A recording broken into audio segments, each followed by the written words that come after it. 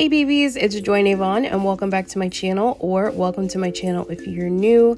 So today I'm just back with a really quick video on how I create my own DIY lock spray. I told you guys in my last lock update video that I have been using my own, so I just wanted to show you all really quickly how I create it. So you're going to need some distilled water, and by the way, I do not really do measurements. I kind of just go off of what my eye tells me until the bottle is full, but I use rose water as well as distilled water just to have a nice little mixture, and then I like to use essential oils. So here I'm using tea tree oil.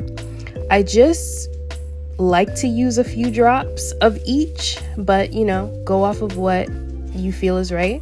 I also use jojoba oil and eucalyptus oil.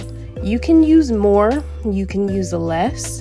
It all depends on your preference. The last thing that I like to use is peppermint oil from Napstar. This is also the oil that I like to oil my actual hair with if I'm just using an oil by itself. So all of my favorite oils into a spray bottle, and then I just shake it. You must make sure you shake your spray bottle before every single use.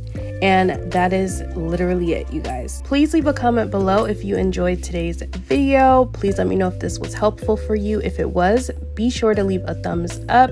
Let me know if you're going to try this at home. Follow me on Instagram at joynavon. Subscribe to my channel here for new videos, and I will see you guys in the next one. Bye.